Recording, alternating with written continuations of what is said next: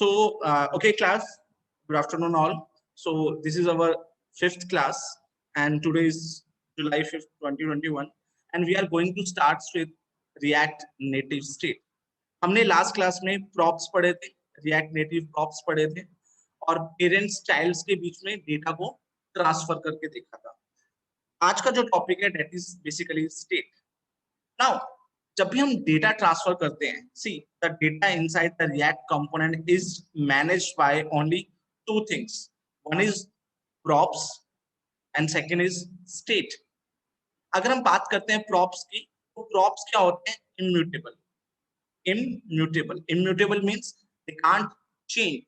These are the props are only read only data. It means you can transfer the data from one component to another component, and the receiving component cannot change the props.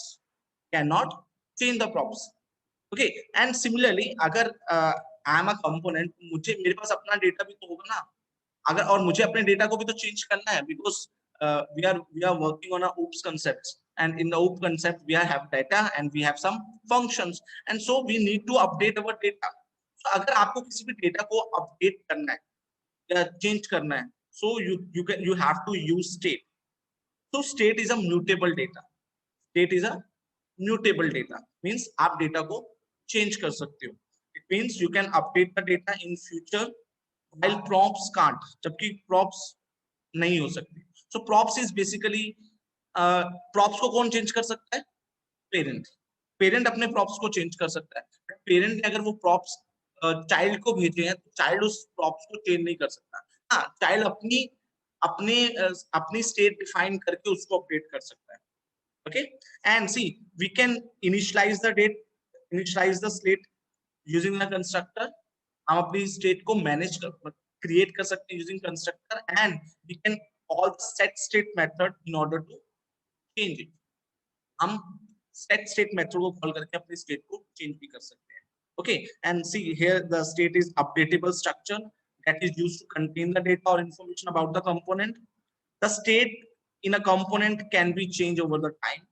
Okay, and a component with the state is known as stateful component. अभी एक बहुत important question आता है interview में, वो आपसे पूछता है what is state component or what are stateless components. So state components are basically the class component and stateless component are basically called functional component. ऐसा क्यों? Because जो आपकी state होती है वो सिर्फ और सिर्फ class component के अंदर मैनेज हो सकती है. You can't manage your state in your functional component because then in functional component there is no state concept. उसमें state concept नहीं होता. Okay, तो क्लास को अगर आपको स्टेट को मैनेज करना है तो आपको क्लास कंपोनेंट बनाना पड़ेगा. तो अभी बोलोगे सर ये तो एक कंस्ट्रेंट बन गया कि I can't use the functional component. Okay, so you can use the functional component for transfer of data. Means props को ट्रांसफर करना है तो आप फंक्शनल कंपोनेंट यूज करो. अगर आपको डेटा को अपडेट करना है you should use state. Okay, now एक प्रॉब्लम आता है कि यार हर बार हम क्लास कंपोनेंट तो ले नहीं सकते. So with the advancement in the technology, so react के अंदर भी आप स्टेट को मैनेज करोगे. मैं आगे जाके हम स्टेट्स को कैसे मैनेज करते हैं with the help of functional component. So वहां पर हम देखेंगे, वहां पर एक कंसेप्ट इंट्रोड्यूस हुआ था that was introduce in version 16.8. React के वर्जन 16.8 के अंदर कंसेप्ट आया था that is React hooks. React hooks के अंदर आप अपने स्टेट को मैनेज कर सकते हो. मींस आप अपने डेटा को अपडेट कर सकते हो. सिमिलरली तो सेम कंसेप्ट है वो रिएक्ट नेटिव के अंदर भी आया 0.59 के अंदर, जिसके हेल्प से आप अपने डेटा को अपडेट कर सकते हो. तो ऐसा कुछ नहीं है कि हम can't update the data in functional component, but we can update the data in functional component using hooks. We are not use the state word with the functional component. Okay, so आज की जो class में हम state को manage करेंगे और we will use the state with the class component. Okay, so मैं आपको implementation के लिए स्क्रीन पे लेके चलता हूँ. But before discussing how we can manage the state, मैं आज आपको ये भी बताऊंगा कि आप बटन्स को कैसे यूज कर सकते हो. Because जब भी आप किसी स्टेट को चेंज करने चाहोगे, एंड यहाँ पर आपके पास एक कंसेप्ट, एक वर्ड लिखा हुआ है that is the change in state over time happened with the response to the user action. State तभी चेंज होती है जब यूजर कोई ना कोई एक्शन परफॉर्म करता है, या यूजर किसी इवेंट पे क्लिक करता है, या यूजर किसी इवेंट को जनरेट करता है, लाइक बटन क्लिकिंग, ठीक है, बटन क्लिकिंग हो गया, या टेक्स्ट एंटर हो गया, या कुछ भी हुआ. So state can not be change by themselves, वो अपने आप चेंज नहीं होगी, but state can be change when the user trigger some event, जब यूजर किसी इवेंट को ट्रिगर करता है. तो अभी हम एक बटन कंपोनेंट के ऊपर ट्रिगर लगाएंगे. We will fire a trigger and we will check whether something happened और नॉट. ओके, सो पहले आज की क्लास के अंदर हम ट्रिगरिंग देखेंगे. We will fire an event, और उस इवेंट को कैसे हैंडल किया जाता है वो देखेंगे. उसके बाद मैं स्टेट कंसेप्ट पे चलेंगे. तो वापस चलते हैं सीधा एक्सपो पे. Will going to create a new Expo. हम एक नया एक्सपो क्रिएट कर लेते हैं. And in the new Expo let me remove the unnecessary content. मैं इसको हटा देता हूँ. Okay, let me type here button component and events. Okay, हम इवेंट की बात करने वाले हैं. Okay, so मुझे ये फाइल्स नहीं चाहिए. So let's go to the components. Asset में चलते हैं. Let's remove this part. Okay, and I'm also removing this part.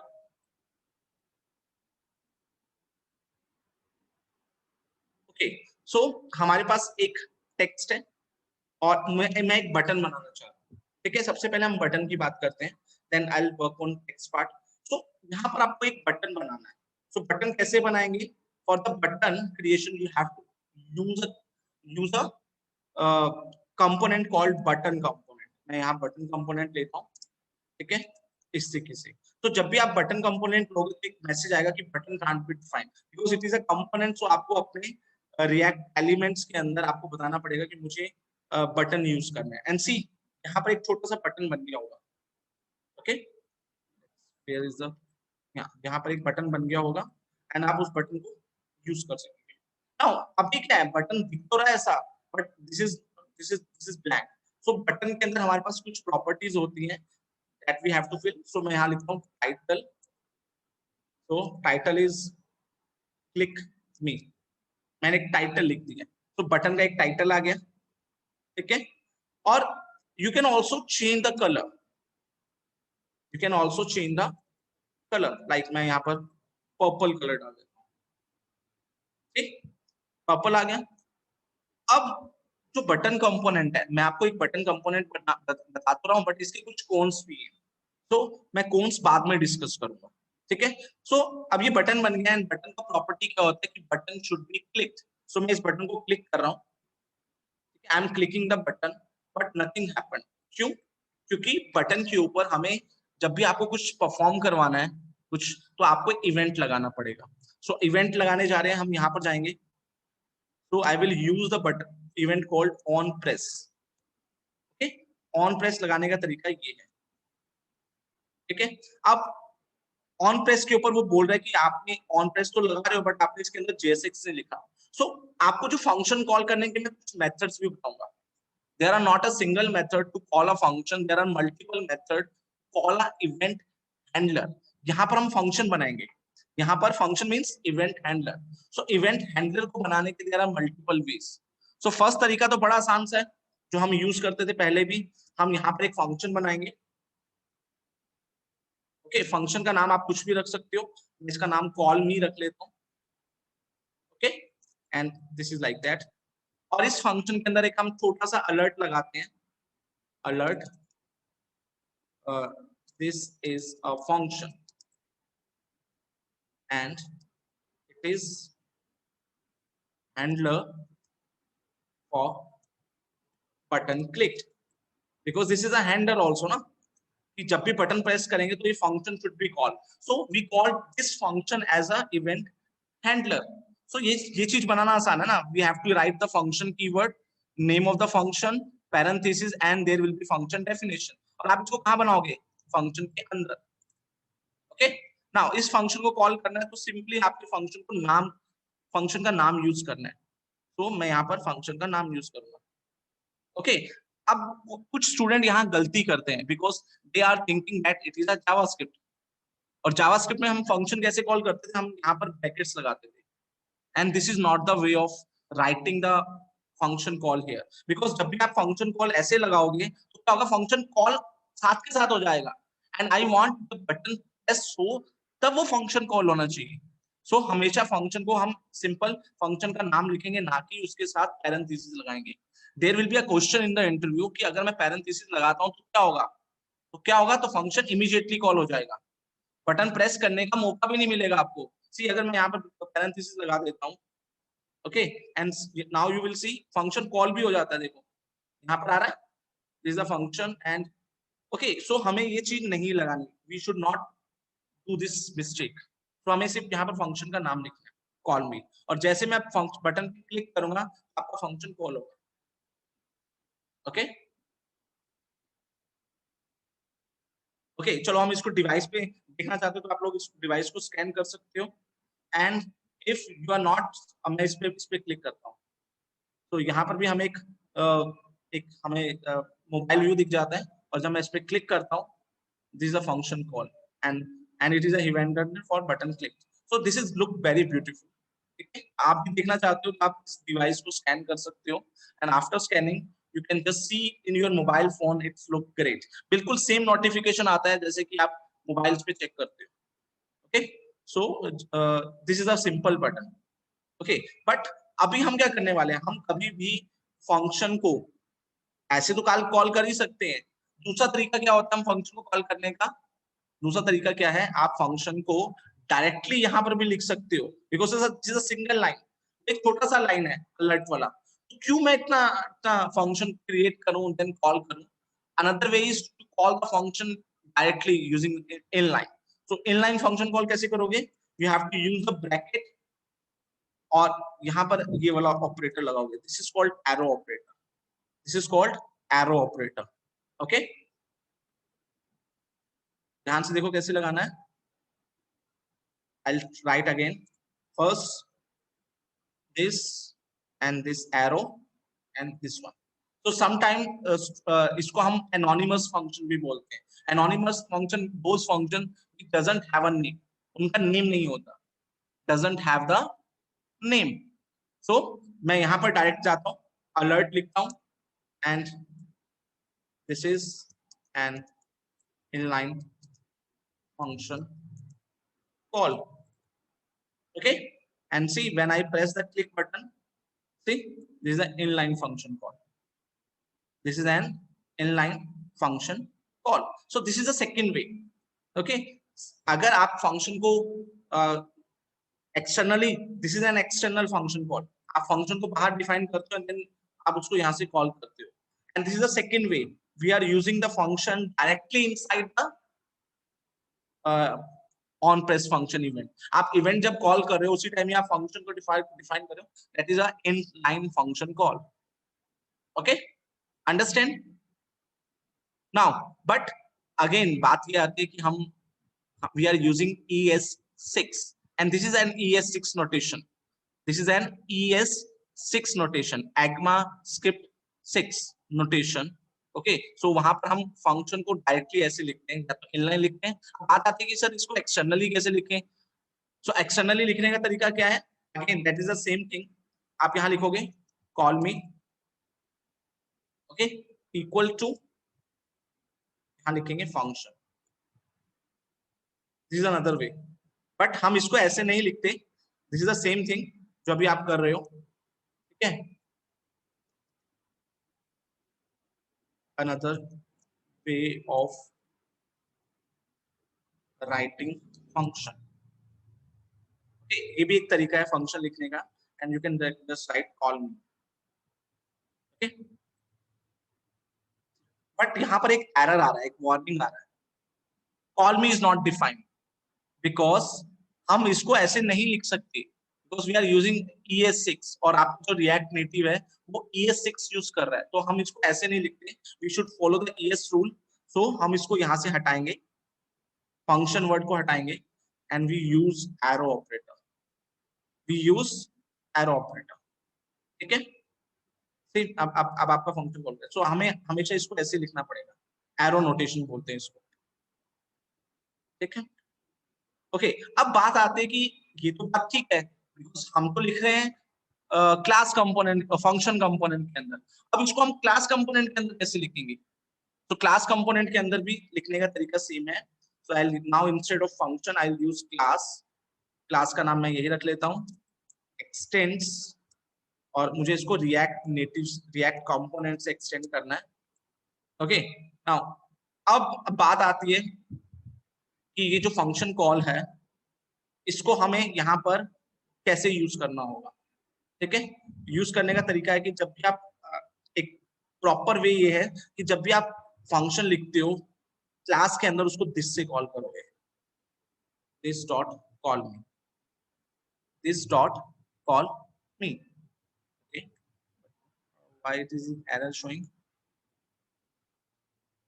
Okay, क्योंकि मैंने रेंडर मेथड नहीं लिखा, we doesn't reply send render method, so मैं इसको render method लिखता हूँ and we should wrap inside a brackets।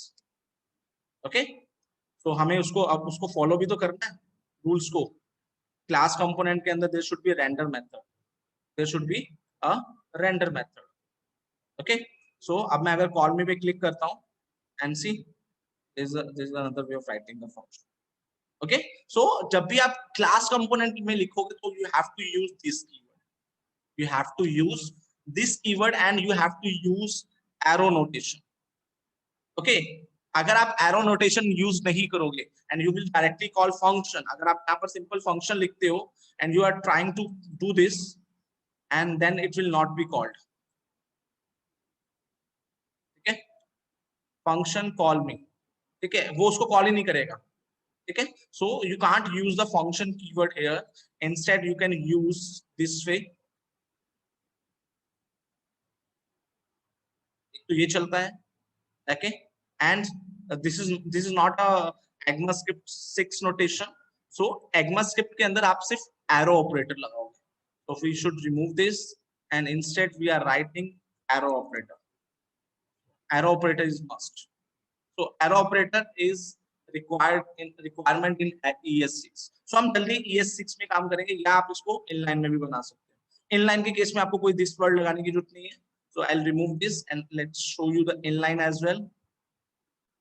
Simple round brackets लगाएंगे, then equal arrow and here I will write alert, whatever you want to see, hello friends।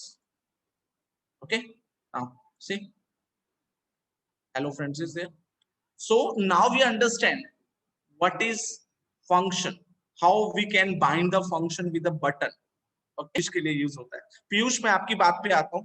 Piyush ने question पूछा है कि जो आपका बटन है सर उसका शेप क्यों नहीं चेंज हो रहा, क्योंकि मैंने आपको बताया था ना कि बटन का एक ना कोन्स होता है, बटन का एक कोन्स होता है। कोन क्या है कि you can not apply the style sheet, आप इसके ऊपर स्टाइल अप्लाई नहीं कर सकते। लेट्स सी, मैं इसके ऊपर स्टाइल अप्लाई करने की कोशिश करता हूँ, स्टाइल, और मैं इस पे स्टाइल अप्लाई करने वाला हूँ। लेट्स सी, सिंपल अप्लाई करते हैं, पैडिंग लगा के देख लेते हैं ना। पैडिंग आई एम राइटिंग से 50 करेंगे तो बटन बड़ा होना चाहिए। सी देखो बटन पे कोई इफेक्ट नहीं पड़ा। Okay, let me change the text colour, जिसका टेक्स्ट कलर चेंज करना है।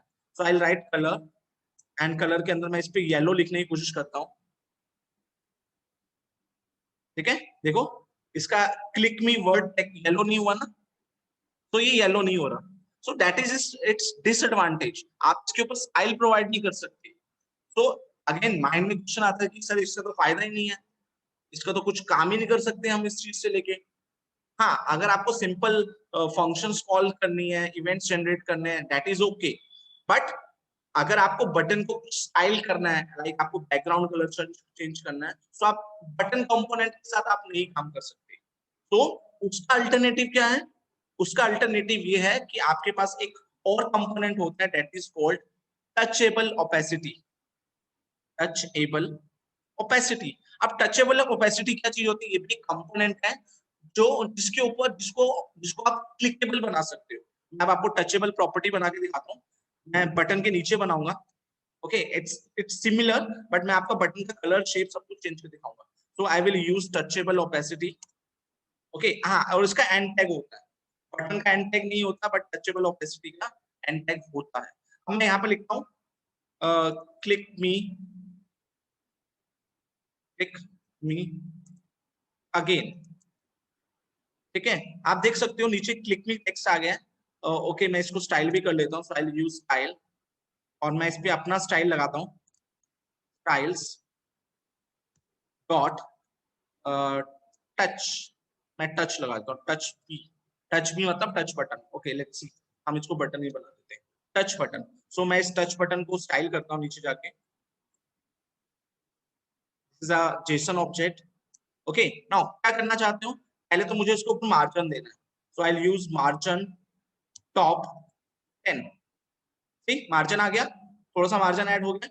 अब मुझे इसका शेप बनाना है. इसको हम 20 कर लेते हैं. अब मुझे इसका बैकग्राउंड बनाना है. तो मैं इस पे जाता हूँ. आई will use the background colour. और जैसे मेरा बैकग्राउंड कलर जो मुझे चाहिए था, लाइक मुझे स्काई कलर चाहिए था, sky blue colour. Sky blue. अब देखो बैकग्राउंड कलर आ गया. अब आप कहोगे सर ये टचेबल है, ये देखो देखो मैं क्लिक कर रहा हूँ. तो this is a clickable, but it's not look like a button ना. सो हम क्या करते हैं, इस पे कुछ और सीएसएस अप्लाई करते हैं. Let's add padding. Padding is very important. मैं इस पे पैडिंग ऐड कर देता हूँ 20.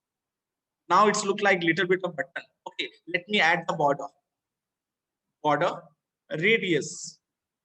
Okay, border radius I am writing 10. Now see, it's look like a button. But again the question comes into my mind कि क्या हम इसके ऊपर भी इवेंट जनरेट कर सकते हैं? क्या हम इसके ऊपर भी इवेंट जनरेट कर सकते हैं? Yes we can, but मैं इसका कलर एक बार चेंज कर लेता हूँ. Colour I'm writing something like red.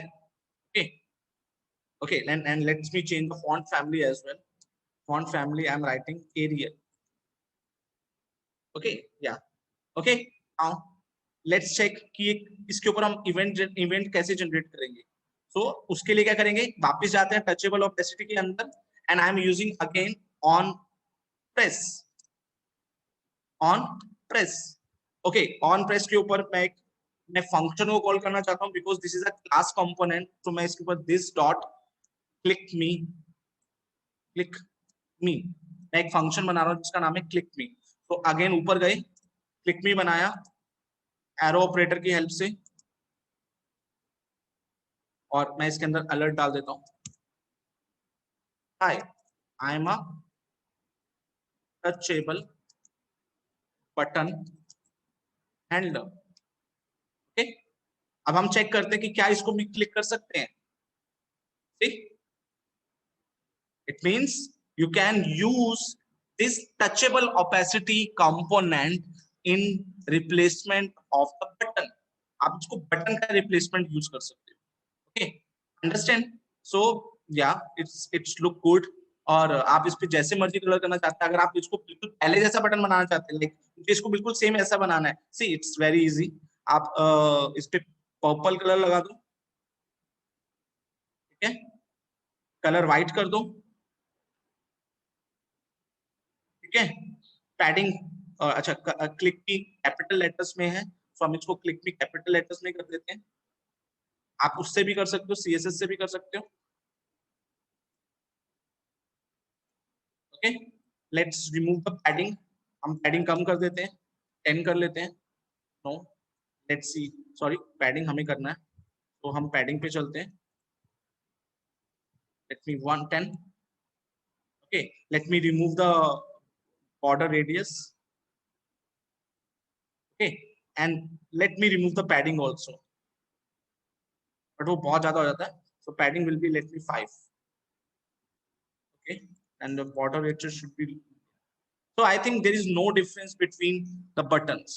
Both the buttons are look similar, but the problem with the button component that we can't apply the styles. And for the alternative, we can use the touchable opacity for the styling your button component in functional component. Okay, चलो quickly मैं इस button को हटा देता हूँ. This button is no longer required because we can use this click me. Okay, now अब हम क्या करने वाले हैं, अभी मैं आपको एक स्टेट का कंसेप्ट बताने वाला हूँ। अब स्टेट का कंसेप्ट बताने के लिए मैं आपको स्क्रीन पे लेके चलता हूँ, दूसरी वाली स्क्रीन पे। मैं आपको बताऊंगी स्टेट क्या चीज होती है, कैसे हम बनाते हैं। सो सी, यहाँ हम एक छोटा सा एग्जाम्पल ले रखा है। So this is example of how we can create states.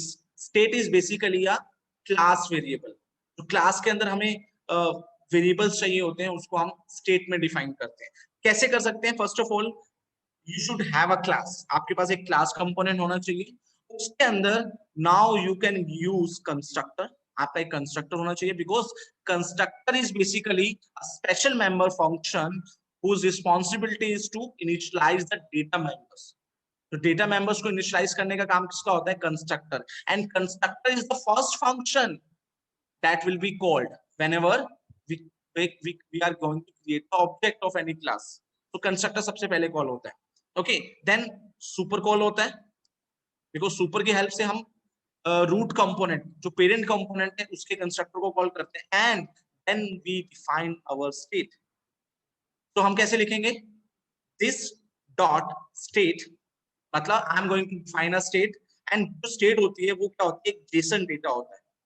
क्या होता है? जेसन डेटा, जिसके अंदर आपने कोई डेटा लिखना है। मेरी आईडी क्या है, उसकी इनिशियल वैल्यू, नेम क्या है, उसकी initial value. so that gonna be defined in the state. Okay, so this is a class variable, this is not a props, this is not a props, this is a class variable. Okay, अब इसको लिखते कैसे, मैं वो आपको बताता हूँ। अब इसको एक्सेस कैसे करेंगे? ये क्या है? क्लास डेटा है, और इसको कैसे एक्सेस करना है, उसको कैसे एक्सेस करने का तरीका क्या है? आप क्या यूज करेंगे? This dot state, because we are accessing the state variable, and then the name of the variable. Okay, similarly हमारे पास दो डेटा था, दो डेटास थे, वन इज आईडी, तो मैंने इसको एक्सेस किया this dot state dot ID, and दूसरा हमारा डेटा क्या था? नेम, सो मैंने यहाँ पर एक्सेस किया नेम डॉट दिस से। Okay, this dot state dot name. अब मैं इसको एक बार प्रैक्टिकली करके दिखाता हूँ इसको कैसे करने वाले हैं। सो यहाँ पर गए, और अभी एक क्वेश्चन आता है कि is it necessary to use the constructor? For the state it is not necessary, for the state it is not necessary. आप ऐसे भी कर सकते हो, आप ऐसे कर सकते हो, स्टेट, यहाँ पर स्टेट लिखो and just leave the things. ठीक है, तो आप क्या करने वाले हो? आप वेरिएबल्स बनाना चाहते हो जो जो स्टेट की तरह काम करेंगे, जो स्टेट की तरह काम करेंगे, और स्टेट को एक्सेस करना है। सो ये हमारे स्टेट का नाम है, we have to write state word. So अभी मैं कुछ डेटा बना रहा हूँ, सो मैं यहाँ पर गया 14 लाइन के अंदर, मैं यहाँ पर एक टेक्स्ट कंपोनेंट बना रहा हूँ। ओके, और टेक्स्ट कंपोनेंट को का क्लोजिंग भी लेते हैं, और मुझे यहाँ पर स्टेट वेरिएबल को यूज करना है। सो जेसन फॉर्मेट में लिखेंगे this dot state dot state का नाम, स्टेट का नाम तो भी हमारे पास कुछ है नहीं, तो मैं यहाँ पर नेम लिख देता हूँ। ठीक है, अब आप कहोगे सर यहाँ तो कुछ डिस्प्ले नहीं हुआ। ठीक है, क्यों? क्योंकि जब आप स्टेट्स बना, किसी स्टेट को एक्सेस कर रहे हो, तो उसका इनिशियलाइजेशन करना जरूरी है।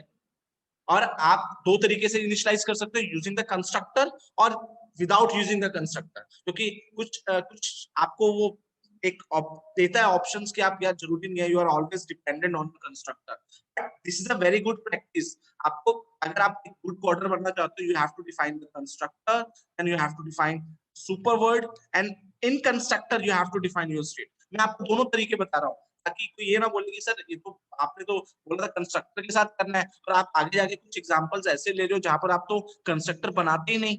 So I will tell you everything. So यहाँ पर जाएंगे, और स्टेट के अंदर आप बता दो कि मेरी स्टेट नेम है, उसकी इनिशियल वैल्यू क्या है? हेलो। ठीक, यहाँ पर हेलो आ गया। ठीक है, so best way is to, तो आप इस तरीके से भी कहीं कहीं जगह पे स्टेट्स को ऐसे भी डिफाइन किया हुआ है डायरेक्टली विदाउट यूजिंग कंस्ट्रक्टर, और उसको एक्सेस करने का तरीका ये है। ठीक है, अब क्या करते हैं हम, इसको मैं प्रॉपर जो वे है उस पर चलते हैं। So we have to first use the constructor function. ठीक है, और कंस्ट्रक्टर के अंदर you have to call super. देखो, this has been initialized with super, देखो जब भी आप कंस्ट्रक्टर लिखते हो तो वो बोलते कि नहीं नहीं नहीं, पहले तो आप रिएक्ट का जो पेरेंट क्लास है उसके कंस्ट्रक्टर को कॉल करो तब मैं चलाने दूंगा। So okay I agree, so I write super. Okay जैसे मैं सुपर लिखता हूँ सो वो कहता है ओके, सो मैं यहाँ पर नेम यूज कर रहा हूँ और and I am not defining any state, that's why it is saying that. So यहाँ पर चलेंगे दिस डॉट स्टेट, क्योंकि आप क्या कर रहे हो, अपनी स्टेट बना रहे हो कहाँ पर, क्लास के अंदर। So you have to use the this keyword and then this is a JSON data, JSON data. और इसके अंदर आप अपने डेटा मेंबर्स बना सकते हो। तो पहला मैं डेटा मेंबर बनाता हूँ रोल नंबर, और उसकी इनिशियल वैल्यू मैं देता हूँ 0, roll number 0. So it means we are defining the data member and at the same time I'm initializing it. I'm initializing it with 0. Similarly, अगला component बनाना है, अगला data member बनाना है, तो you have to write comma and then name, and name की initial value देता हूँ no name, no name। अब देखो क्योंकि मैं यहाँ पर स्टेट को यूज कर रहा, स्टेट को यूज करने का तरीका क्या है, जेसन डेटा के अंदर स्टेट को यूज करना है and this is a class component, so you have to write this dot state, this dot state. आपको ये लिखना पड़ेगा, सॉरी दिस डॉट स्टेट। अब आपको स्टेट का वेरिएबल का नाम लिखना पड़ेगा। So when I am writing ID, okay sorry not ID, this is roll number, roll, okay and see यहाँ पर 0 लिखा जाएगा।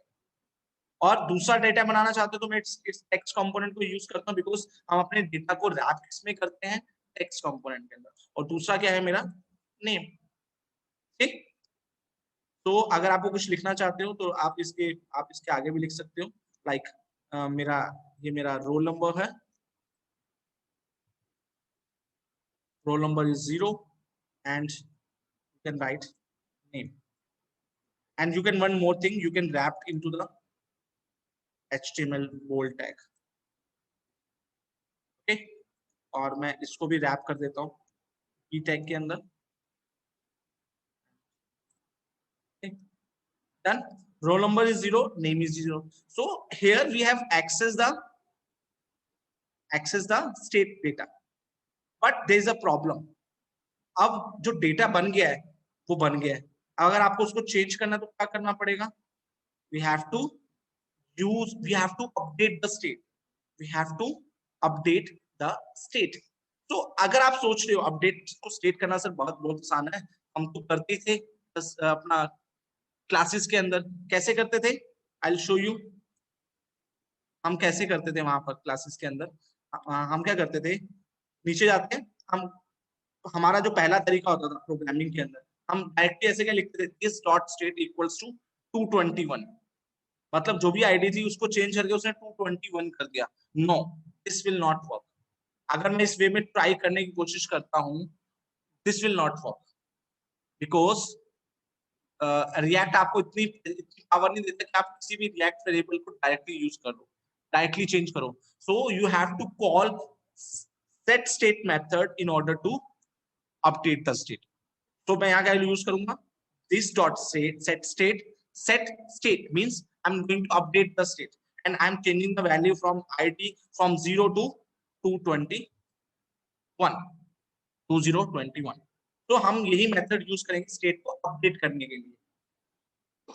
तो मैं दो तरीके से करके दिखाऊंगा आपको, एक तो यूजिंग इनलाइन फंक्शन और यूजिंग एक्सटर्नल फंक्शन। देखो कैसे करेंगे, वापस चलते हैं कोड के ऊपर। अब मुझे स्टेट को चेंज करना है, स्टेट मतलब मुझे यहाँ पर रोल नंबर में कुछ वैल्यू डालनी है, रोल नंबर में मैंने डालना है 101, 101 एंड नेम के अंदर मेरे को डालना है पंकज कपूर, ठीक है। तो मैं कैसे करूंगा, सो मैं अपने टचेबल ओपेसिटी के अंदर ऑन प्रेस है, मुझे इसको कॉल करना है, ठीक है। और मैं यहाँ पर क्लिक मी को कॉल भी कर रहा हूँ, ठीक है। सो क्लिक मी क्या है, आपका हैंडलर। सो मैं अभी इसी को यूज करने वाला हूँ। सो ये मेरा हैंडलर है, सो मैं इसको हटा देता हूँ, मुझे अलर्ट प्रिंट नहीं करना, मुझे तो अपने डेटा को चेंज करना है, अपने डेटा को चेंज करना है। तो क्या करेंगे, कैसे चेंज करेंगे, we will use the set state method. कैसे यूज करना है, सिंपली आप अपने हैंडलर के पास जाओ, हैंडलर मतलब वो फंक्शन जो आपके आपकी फंक्शनैलिटी को हैंडल कर रहा है, that is called handler. So click me function call हो रहा है कि जैसे मैं बटन पे प्रेस करूं this data values will be change होनी चाहिए। ओके सो मैं क्लिक मी पे क्लिक किया और यहाँ पर जाता हूँ, यहाँ पर मैं लिखता हूँ दिस डॉट सेट स्टेट, ठीक है, दिस इज अ फंक्शन और इसके अंदर हम लिखेंगे जेसन डेटा, बिकॉज हमारा डेटा कैसे है जेसन की फॉर्मेट में है। तो मैं क्या करना चाहता हूँ, जो मेरा रोल नंबर है उसको मैं अपडेट करना चाहता हूँ 101 के अंदर, और जो मेरा नेम था उसको मैं अपडेट करना चाहता हूँ पंकज कपूर के अंदर, ठीक है। सो मैं अपने अपने फंक्शन को बोल रहा हूँ सेट स्टेट वाले को, okay please change my these data. तो अब मैं जैसे मैं क्लिक में भी क्लिक करूंगा and you will see these data, zero क्या था, डिफॉल्ट डेटा था, zero is the default data and name no name is the default name. तो जैसे मैं बटन पे क्लिक करूंगा and you will see data will be change, see roll number becomes 101 and the name will become Pankaj Kapoor.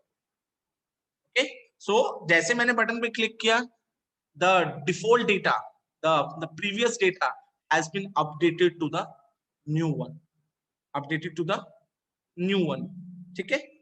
तो जो भी हम set state के अंदर डालेंगे उससे वो डेटा अपडेट हो जाएगा, अंडरस्टैंड।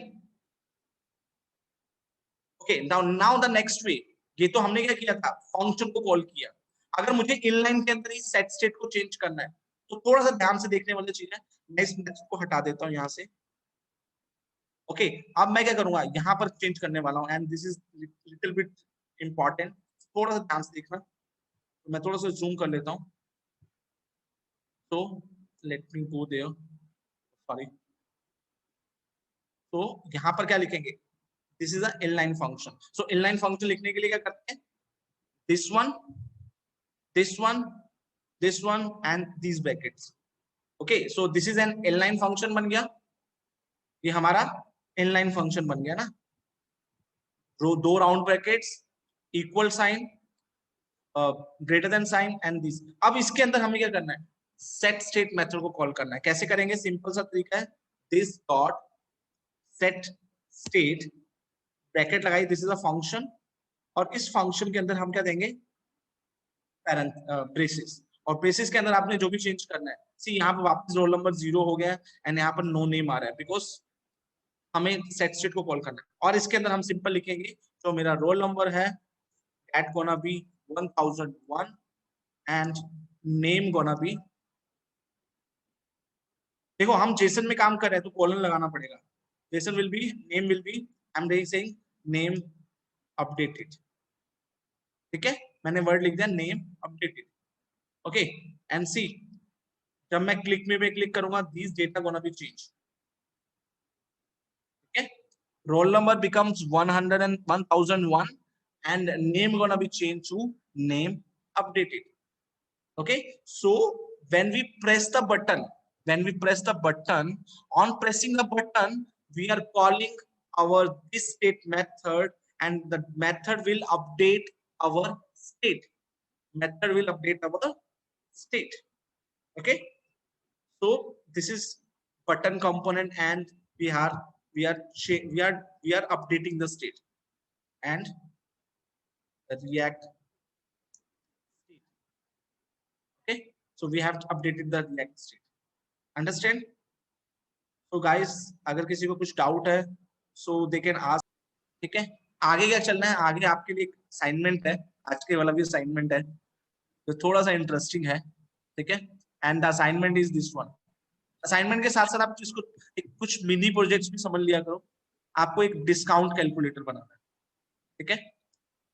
मैं अभी इसके लिए डेटा हटा देता हूँ इसके अंदर, ठीक है, मैं इसको थोड़ा सा बड़ा करके दिखाता हूँ, आई थिंक बड़ा व्यू अच्छा दिखेगा, ना नहीं ऐप जितना ही दिखाएंगे, ठीक है। अब हो क्या रहा है इसके अंदर, हम क्या करेंगे, डिस्काउंट कैलकुलेटर का पर्पस क्या होता है कि सपोज आप मार्केट में जाते हो तो मार्केट में एक होता है मेन प्राइस टैग लगा होता है 2500 और उस पर लिखा होता है आपको 35% का डिस्काउंट मिलेगा। तो देन आप क्या करते हो, मोबाइल्स में कैलकुलेटर निकालते हो, देखते हो 35% निकाले कितना पड़ेगा मुझे, कितने का वो शर्ट मिलेगा या कितने का वो पैंट पड़ेगा। So that is a discount calculator. Suppose वही चीज मैं यहाँ पर डालता हूँ 2500। अगर आप ध्यान से देखो स्क्रीन को, यहाँ पर देखो, यहाँ पर ये नीचे रिजल्ट आ रहा है, नीचे रिजल्ट आ रहा है, और यहाँ पर मैं डिस्काउंटेड परसेंटेज में आएगा। डिस्काउंटेड आपका किस में आएगा? परसेंटेज में आएगा। यहाँ पर मैं डाल देता हूँ, मैं आपसे कोड भी डिस्कस करूंगा, टेंशन मत लो। कहाँ गया percentage word? Discount percentage. Okay, तो 2500 रुपीज का कोई चीज था, उसमें मुझे 30 नहीं, थोड़ा कैलकुलेशन सिंपल करें, 20% मुझे डिस्काउंट मिल रहा है। ठीक है, 20% डिस्काउंट कितने का हो गया? 500 रुपए का। तो आपका फाइनल अमाउंट कितना बना? 2000। ठीक है, या हम इसको ऐसे करें, it is 1500, discount will be 35%, और आपको कितने का पड़ा? वो 975 का पड़ा। एंड वन मोर थिंग, ध्यान से देखो, जब मैं इसको हटा देता हूं, ठीक है, या इसको भी 0 कर देते हैं। ठीक है, इनिशियली देखो, इनिशियली ये चीज रेड में आ रही है। ठीक है, और जब मैं इसमें वैल्यू डालता हूँ सपोज 1200 और डिस्काउंट डालता हूँ 10%, ठीक है, तो 120 रुपए माइनस हो गए, तो इट शुड बी 1080। तो देखो जैसे डिस्प्ले होगा ये भी ग्रीन हो जाएगा।